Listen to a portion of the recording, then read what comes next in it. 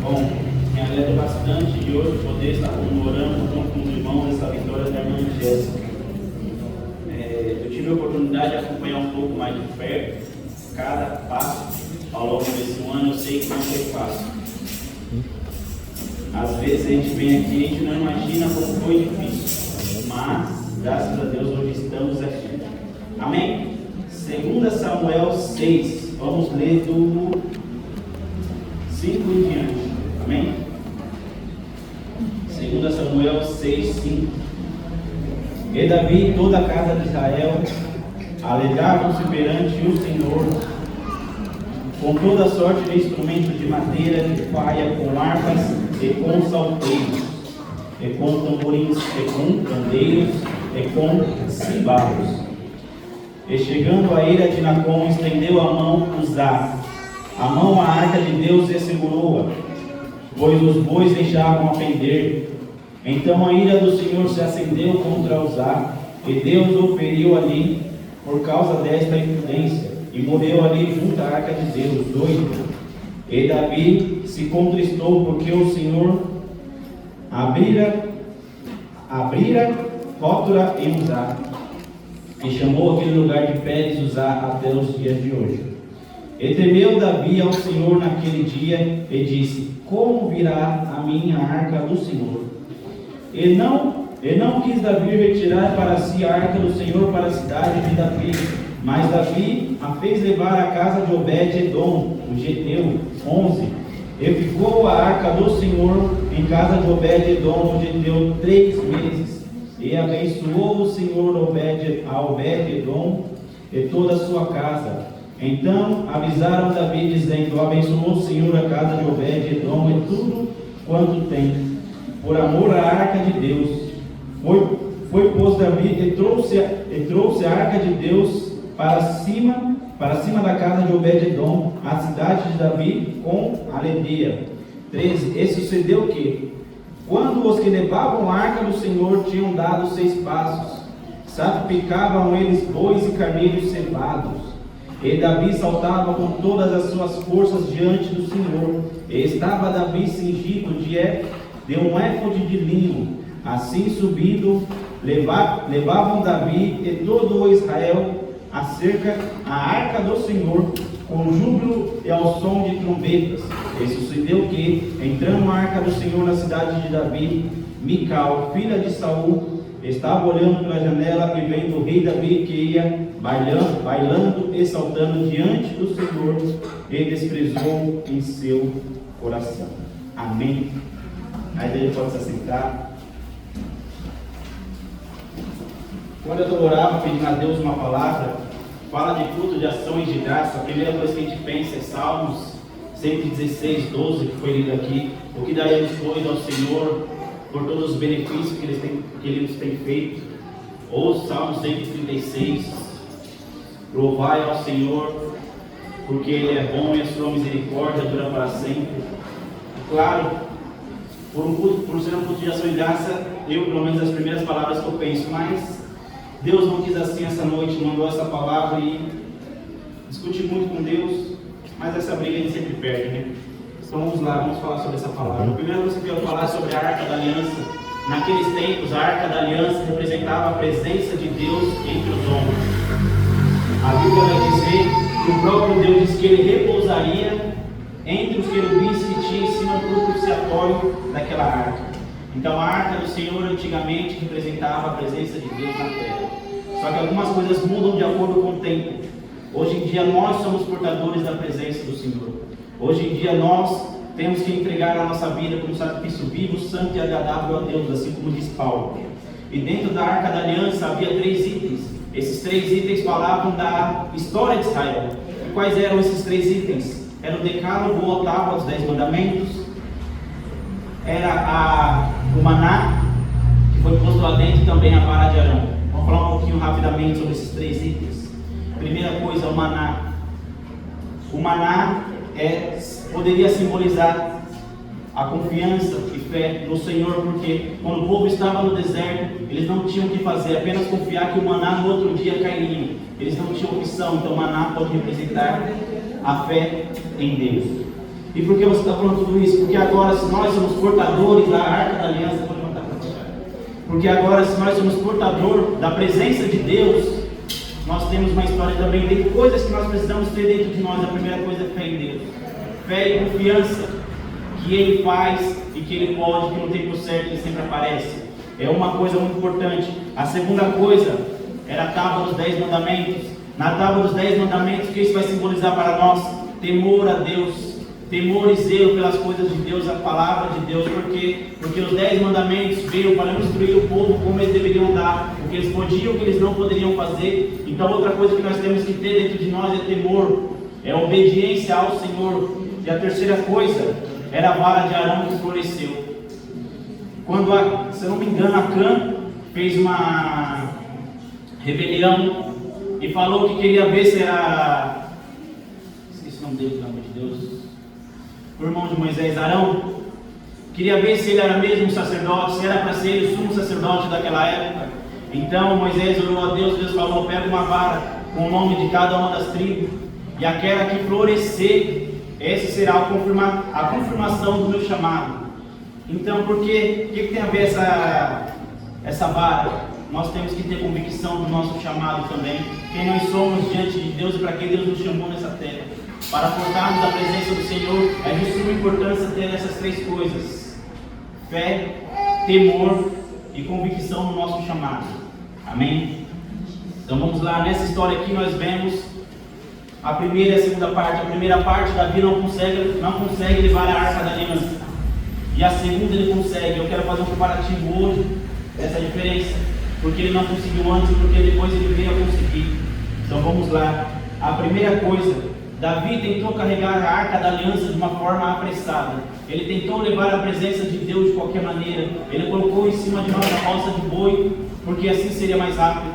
Talvez era uma viagem longa. Ele reuniu 30 mil pessoas e falou: vamos lá, vamos levar. Colocar então a arca em cima de uma carroça que os bois puxavam. Mas a presença de Deus você não se leva de qualquer maneira. Não tem como você pular dedal, não tem como você pular etapa. As coisas são gradativas, vai indo pouco a pouco. Não tem como você falar: eu vou pular esse dedal aqui que vai ser mais rápido. Você precisa passar por cada etapa. Então não tem como você apressar as obras de Deus na sua vida. A única coisa que você pode fazer é fazer com ordem e decência. A segunda coisa, Davi não se santificou. A gente vai ver isso lá na frente, depois a gente conversa sobre isso.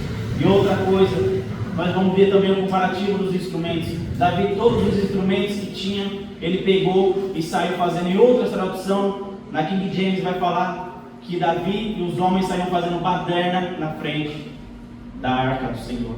Eles saíam levando a arca apressadamente, fazendo bagunça. Imagina só, um monte de instrumentos tocando ao mesmo tempo, e aquelas pessoas gritando e pulando e cantando, como estava sendo aquilo. Mas a presença do Senhor não anda no meio de bagunça.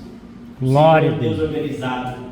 O Senhor não trabalha de qualquer maneira. Para sermos portadores da presença do Senhor, temos que andar em retidão, temos que ser exemplo. As pessoas têm que olhar em nós e ver pessoas diferentes.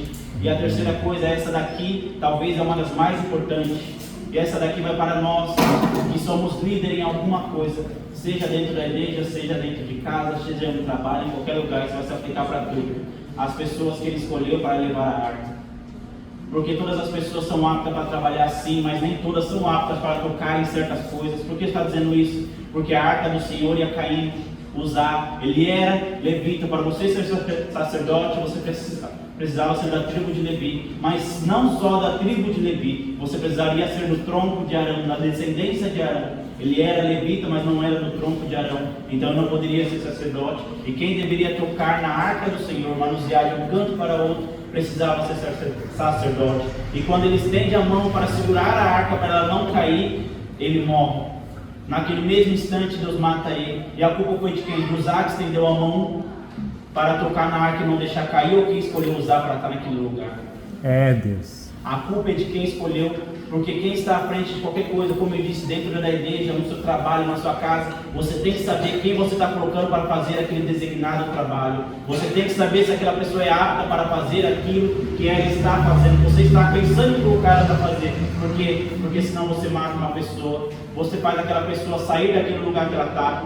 Você faz a pessoa se machucar. E a culpa vai ser de quem? De quem Deus vai cobrar essa alma? de nós que colocou uma pessoa no lugar onde ela não devia. Amém? Amém. Vamos continuar. Mas Davi, logo após ver que não ia conseguir levar a arca, e a Bíblia vai dizer que ele teve medo do Senhor pelo que aconteceu. E tinha um homem que andava com eles, e ele chamava Obed-Edom. Imagina esse homem naquele momento, indo até Davi e falar: você não está conseguindo levar, deixa aqui na minha casa, está tudo certo. Então Davi deixa a arca ali para talvez pensar em outra estratégia de como levar a presença do Senhor, porque ele já entendeu que não é de qualquer maneira. Ele entendeu que ele precisava ver uma outra estratégia, uma outra maneira de carregar a presença do Senhor, porque daquele jeito não dava certo. A Bíblia vai dizer que a arca do Senhor fica 3 meses na casa de Obed-Edom. E aqueles 3 meses a Bíblia vai nos dizer que aquele homem prosperou em tudo na vida dele. Tudo começou a dar certo na vida dele, por causa dele não, por causa da presença do Senhor. Só que antes disso a Bíblia vai falar que a arca ficou 20 anos na casa de Abinadab. E a Bíblia não cita nada a respeito que aquele homem foi abençoado. Porque a arca fica a presença do Senhor fica 20 anos na casa de uma pessoa, dentro de uma pessoa, e naquela pessoa você não vê fruto, você não vê mudança, você não vê Deus abençoar. E dentro de 3 meses, aquele homem foi abençoado de tal maneira que virou até comentário. Eu vou te explicar. Porque o tempo matura o fruto. A Bíblia nos compara muitas das vezes como árvores. Então vamos usar esse exemplo. O tempo faz o fruto madurar. Só que se esse tempo for muito longo, você não tirar esse fruto, você não cuidar, esse fruto vai apodrecer. O que você está querendo dizer com isso? Muitas das vezes nós já vimos tanta coisa, nós já passamos por tanta coisa que nós olhamos e já falamos: vai ser só mais uma vez, vai acontecer a mesma coisa de novo. Depois de tanto tempo a gente se acostuma com o sobrenatural de Deus. Depois de tanto tempo a gente não olha mais as coisas de Deus como sobrenatural, mas talvez como mais um culto, como mais um dia, como mais uma vez que nós vamos sair da nossa casa para ir lá e vai ser a mesma coisa de sempre. Eu vou lá, eu vou orar, vou cantar os mesmos hinos, vão ler aquela mesma palavra de sempre, vão falar as mesmas coisas. O tempo muitas das vezes faz com que nós apodrecemos na presença do Senhor. Isso é uma coisa que não pode acontecer. O tempo traz amadurecimento, mas esse tempo, esse amadurecimento, essa experiência com o Senhor não pode tornar nós pessoas pias. Eu imagino só Obed-Edom. A Bíblia diz que ele se alegrou com a arca do Senhor. Quando ele viu a presença do Senhor entrando na casa dele, ele ficou feliz. Eu imagino só aquele homem todo dia olhando para aquela arca e falando: graças a Deus que Deus está aqui. Graças a Deus que eu tenho Deus na minha vida. E é por isso que aquele homem prosperava. E é por isso que Abinadab não prosperava. Porque talvez ele se acostumou com as coisas de Deus. Ele limitou a Deus. E o outro homem que apenas por 3 meses ficava olhando para aquela arca falando: graças a Deus que eu tenho Deus na minha vida. Graças a Deus que Deus decidiu repousar no meu lar, sobre a minha casa, sobre a minha família. Enquanto nós estivermos acostumados com as coisas de Deus, as coisas não vão prosperar. É necessário nós sabermos conduzirmos e tratarmos a presença de Deus nas nossas vidas, para ver tudo mudar, para ver tudo dar certo. Glórias a Deus. Vamos trazer para os tempos de hoje. Imagina só, tinha acabado de tocar um homem naquela arca e tinha morrido. E aquele homem fala: pode deixar a presença de Deus aqui na minha vida. Mas sempre tem pessoas fofoqueiras. Não importa a época, não importa o lugar, sempre vai ter pessoas fofoqueiras. Então vamos trazer para o tempo de hoje. Nada contra mulheres, mas vamos lá. Imagina 2 mulheres olhando a arca, entrando na casa daquele homem e falando: amiga, sua louca, pode contar os dias. Daqui a pouco os filhos dele vão morrer. Daqui a pouco a família dele inteira vai morrer. Daqui a pouco você vai ver esse homem cambaleando por aí, caindo morto. Por quê? Porque ele não vai saber cuidar do que Deus deu na mão dele. Mas como eu disse, dentro da arca, dentro de nós temos que ter a convicção do chamado de Deus sobre as nossas vidas. E foi tudo completamente ao contrário do que talvez aquelas pessoas pensaram. A arca entrou na casa daquele homem e tudo prosperou, tudo fez crescer. Por quê? Porque o cuidado que ele tinha com a presença de Deus, o zelo que ele tinha pela obra, o zelo que ele tinha pelo sobrenatural, ele começou a prosperar. Então deixa eu aplicar isso daqui para ficar um pouquinho mais fácil. Às vezes as pessoas até olham para você e falam: não tem jeito. Às vezes você olha até para os seus familiares, para o seu filho, para os seus amigos e fala: não tem jeito. Só que se a presença de Deus entrar na vida, a presença de Deus é poderosa e é suficiente para mudar a vida, para mudar a história. Não importa o que estão falando, não importa o que estão levantando contra você, estão te acusando. A presença de Deus é suficiente para mudar a história, para ver e todos ver quem é Deus na sua vida. Amém? Eu vou ir rapidinho porque o tempo é curto. Mas vamos lá, agora Davi consegue levar a arca. Mas o que mudou? Eu falei que primeiro não teve santificação, que ia falar depois, eu vou falar agora. Davi, a cada 6 passos, ele sacrificava um boi e um carneiro, né, se não me engano, se não me falha a memória. Ele sacrificava um boi e um carneiro. Colocavam de novo a arca da aliança no ombro, porque agora já não estava mais em carroça. 6 passos, coloca no chão, sacrifica um boi e um carneiro. Imagina só, que honra aquilo assim. Mas o que o sacrifício era? O sacrifício era pelo perdão dos pecados. Davi, da primeira vez, tentou levar de qualquer maneira. Talvez Davi não estava com a vida no altar, talvez Davi não estava do jeito que Deus queria. Aí Davi entendeu: para mim ser portador da presença do Senhor, eu tenho que me santificar. Para ser portador da presença, eu tenho que andar em retidão. Eu tenho que ser um homem irrepreensível. Então, para não ter erro, eu não vou nem andar muito sem orar. Eu vou dar um passo, eu vou dar 6 passos, vou dobrar meu joelho e vou falar: Deus, me perdoa, eu nem mereci estar perto da tua presença. Eu nem mereci a tua presença na minha vida, mas eu te agradeço por ter sido misericordioso comigo e ter me escolhido. Dava mais 6 passos: Deus, obrigado por ser tão bom para comigo. Dava mais 6 passos: Deus, eu não sei mais o que orar, mas eu ainda oro porque o Senhor é bom. Aleluia, porque o Senhor é misericordioso para comigo. Porque muitas das vezes nós não temos palavras e paramos de orar. Mas eu já ouvi oração de pessoas até falando: Deus, obrigado pelo vento. Oh, Espírito Deus, Santo. obrigado por essa terra que eu piso. Talvez tinha faltado palavras, a pessoa começou a agradecer por tudo que Deus fez. Nós olhamos bem material, mas tudo que nós Aleluia, temos, nós Deus. estamos aqui é por causa de Deus. Oh, Espírito Ficou Santo diante da de presença Deus. do Senhor. Aleluia. Ele viu que daquele jeito não estava indo e falou: vou melhorar, porque eu preciso da presença de Deus lá em Jerusalém. Eu preciso da presença de Deus na minha casa. Eu preciso da presença de Deus na minha vida, na vida da minha família. Então eu vou melhorar, porque eu sei que se eu não melhorar, eu não vou ter presença. Aleluia, se eu não melhorar, as pessoas Deus. vão continuar morrendo, porque eu não tratei direito, e é por minha culpa. Amém? Glória a Vamos lá, e Deus. eu também falei dos instrumentos que eu ia falar depois. Aqui a Bíblia cita, não contei, mas uns 6, talvez 7 instrumentos. Eu falei: imagina só a bagunça que era. Eu falei que Deus não era Deus de bagunça. Mas você já viu em filme, quando um rei vai entrar em algum lugar, abre-se as portas, o tapetão vermelho, ele começa a tocar o quê? As trombetas. Meu Deus. E quando ele vai começar a carregar novamente a arca, você não vê outros instrumentos, você só vê a trombeta tocando. Eu imagino só a trombeta tocando, 6 passos, arca no chão, toca. Toca a trombeta porque o rei está chegando. Meu Deus. Toca a trombeta porque a presença está chegando. Aleluia! Como se você estivesse glorificando. Está mais perto. Estava difícil. Ontem parecia que estava longe, agora está um pouco mais perto. Ainda está longe, mas está mais perto que ontem. Glória! Para você chegar até talvez um nível de intimidade um pouco maior com Deus. Mas se a cada passo da sua vida você for glorificando e agradecendo a Deus e falando: Ele está chegando. Aleluia! Está chegando a hora, não vai chegar. Vai chegar. A caminhada é longa, pode demorar, mas vai glorificando e vai adorando o nome do Senhor. Amém? E agora ele escolheu as pessoas certas. Agora as pessoas carregavam a arca e ninguém morria. Talvez cansava, mas não largava a arca, não largava a presença do Senhor. Porque imagina só, um caixote de madeira, não vou falar de dimensão porque senão vou errar, mas ainda de madeira pura e revestido de ouro. Imagina o peso que não era isso.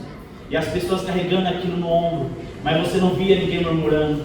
Você só via o povo adorando, o povo agradecendo, porque a presença estava no meio do povo.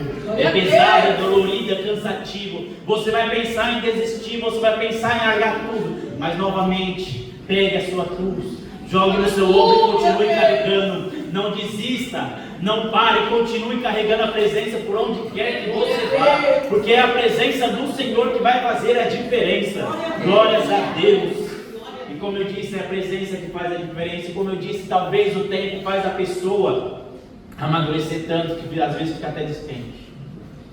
É um culto de agradecimento, é um culto de ações de graça, mas antes de ações de graça tem uma palavra culto. Então, se nós viemos aqui ouvir a palavra, nós ainda aguentamos apanhar um pouquinho. Às vezes a gente entra na igreja, quando olha quem vai pregar, fala: de novo ele. De novo essa pessoa. E às vezes a palavra não entra no coração por causa de quem está pregando. Misericórdia, Deus. Mas deixa eu te falar uma coisa. Hoje eu estou aqui apenas como um cano. Verdade. Como assim um cano? Eu sou apenas um instrumento que Deus está usando para fazer a sua presença, a sua palavra ser manifesta nesse lugar, ser processada. Como assim?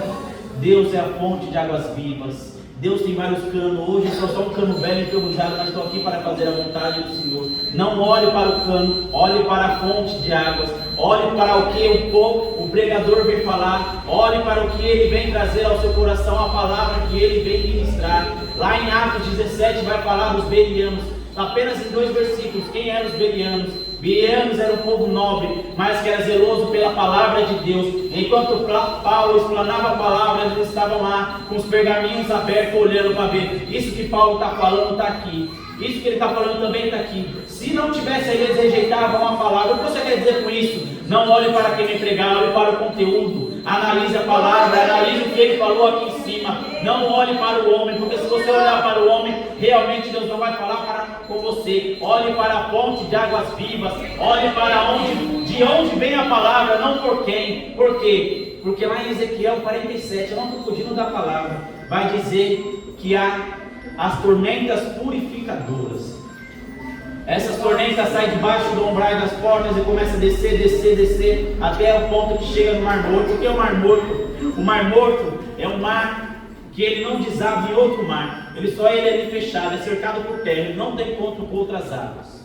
E essa água chegou até lá. Só que o Mar Morto ele tem uma concentração de sal tão grande que não tem como o peixe viver naquele lugar. Ele tem uma concentração de sal tão grande que as pessoas não conseguem afundar, as pessoas boiam. Se você vê a foto de alguém na internet, talvez de pé em cima das águas, não é um milagre, talvez ele esteja no Mar Morto, porque a concentração é tão grande que a pessoa não consegue afundar.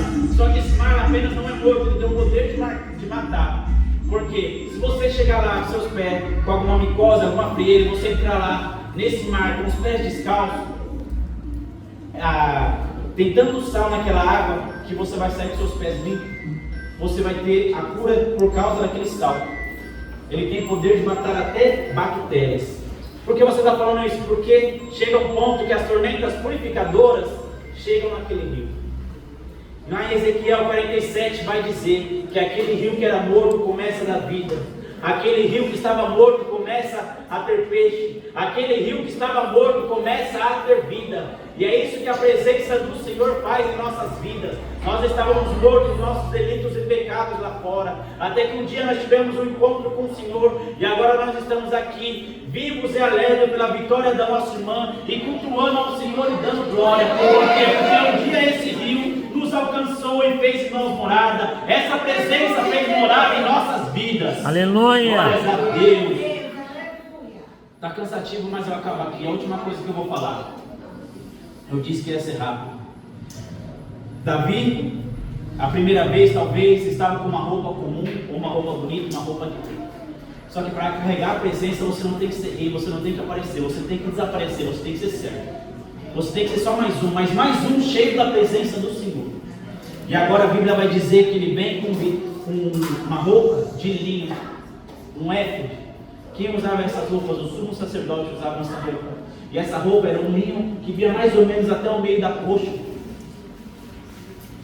E a Bíblia vai dizer que ele andava saltitando e pulando. E mais na frente vai dizer que Mical olhava para ele e por ele teve desprezo. Por quê? Porque ele mostrou a sua nudez diante do povo, diante das servas, diante de todo mundo. E isso para um rei não era viável, não era bem. Mas eu disse primeiro de santificação, o éfode vai mostrar isso daí. Agora Davi está santificado, com as vestes limpas, com as vestes lavadas e remidas no sangue do Cordeiro. E agora ele começa a pular na presença do Senhor. Ele está alegre, ele está feliz. E a sua esposa despreza ele. A esposa dele é a pessoa mais próxima que ele tinha, porque a pessoa mais próxima que nós temos é o nosso cônjuge. Quem não tem, sempre tem alguma pessoa mais próxima.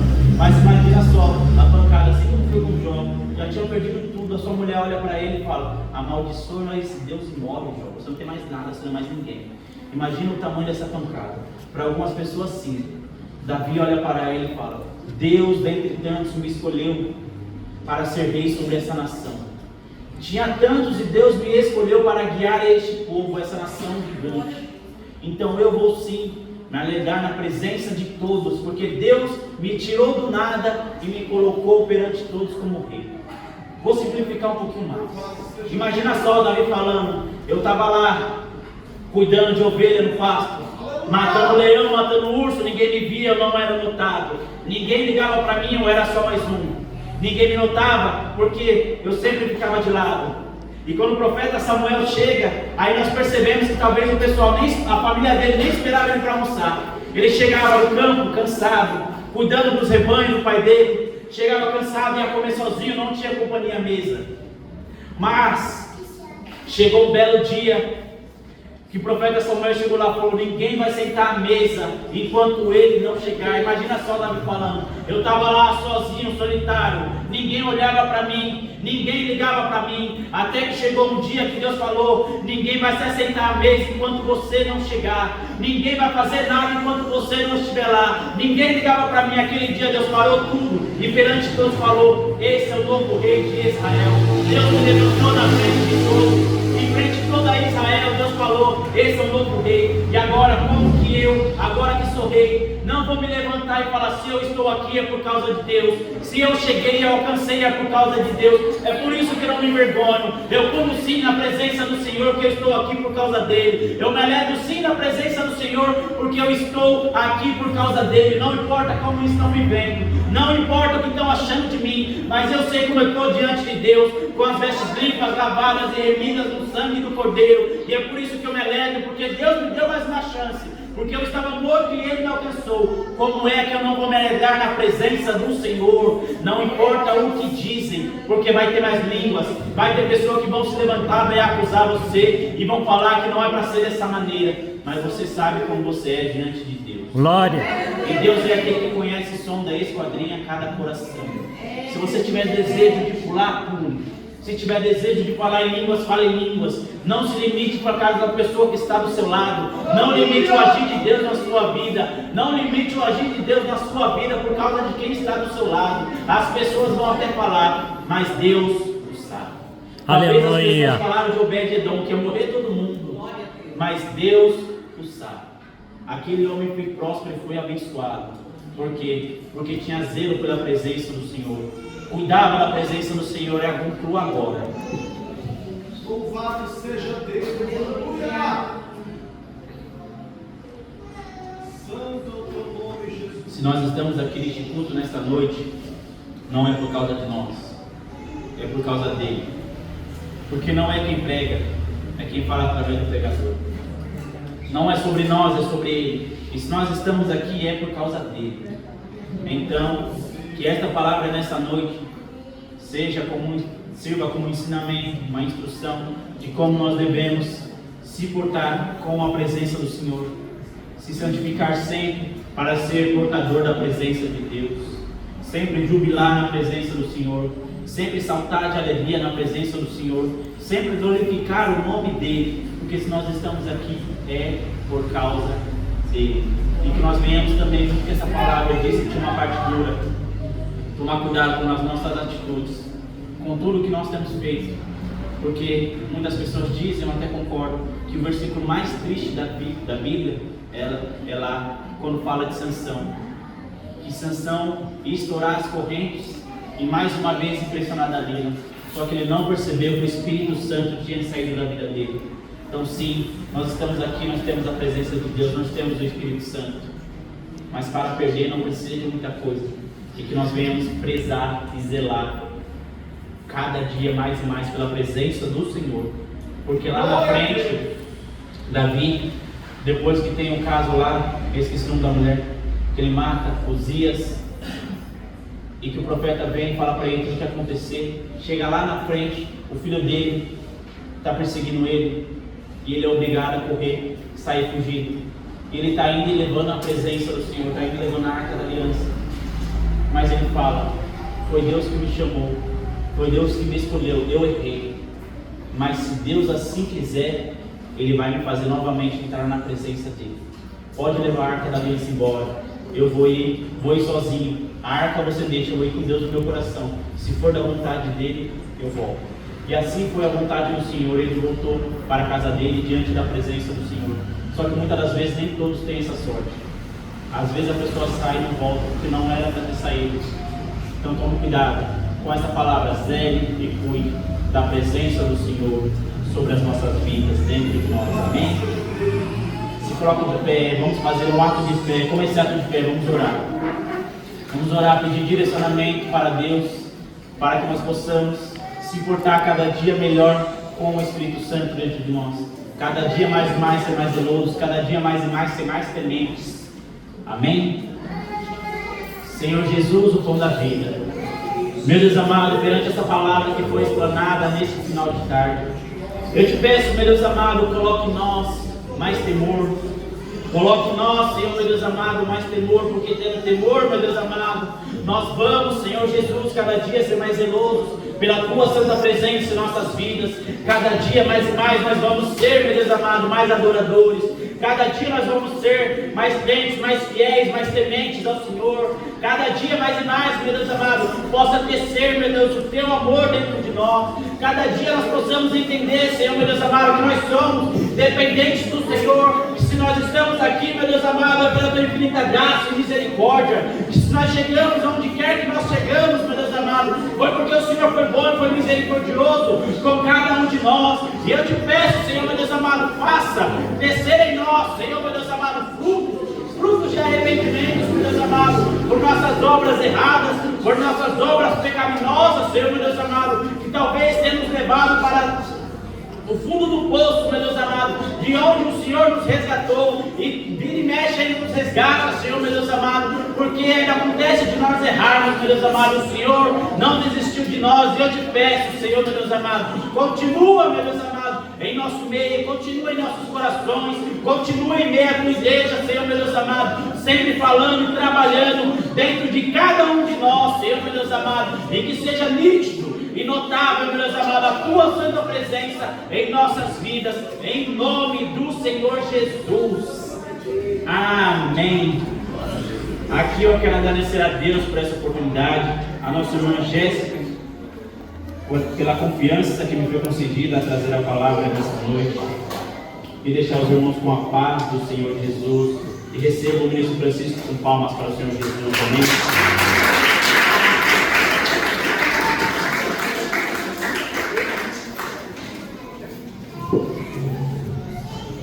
A igreja com a santa paz do Senhor Jesus, né? Motivo de muita alegria, né?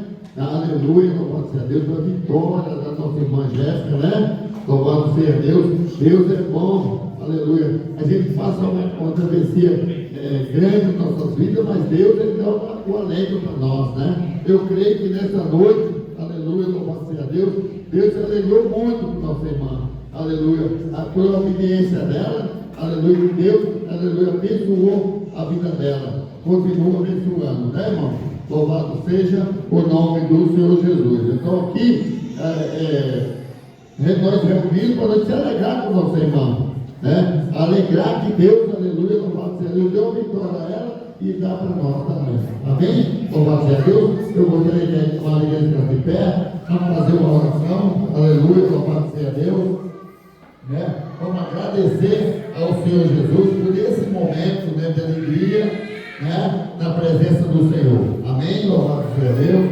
Senhor, meu Deus e meu Pai, Pai amado, Deus querido, Senhor, Deus dos exércitos, Senhor, obrigado, meu Jesus, por este momento, papai, que o Senhor, aleluia, nos concedeu, aleluia, aqui da tua presença, Pai, que o Senhor venha, Pai, aleluia, abrir as portas para teu povo, para teu servo, aleluia, esta noite, Senhor, oh Deus querido, Deus amado, eu creio, Jesus, pela minha fé, Jesus, abençoa teu povo, em nome de Jesus, glórias a Deus, né, aleluia, fala assim que a graça de Deus, e a comunhão do Pai, do Filho e do Espírito Santo de Deus, que está sobre cada um de nós, permaneça hoje e para todo sempre. Amém, Jesus. Glória a Deus.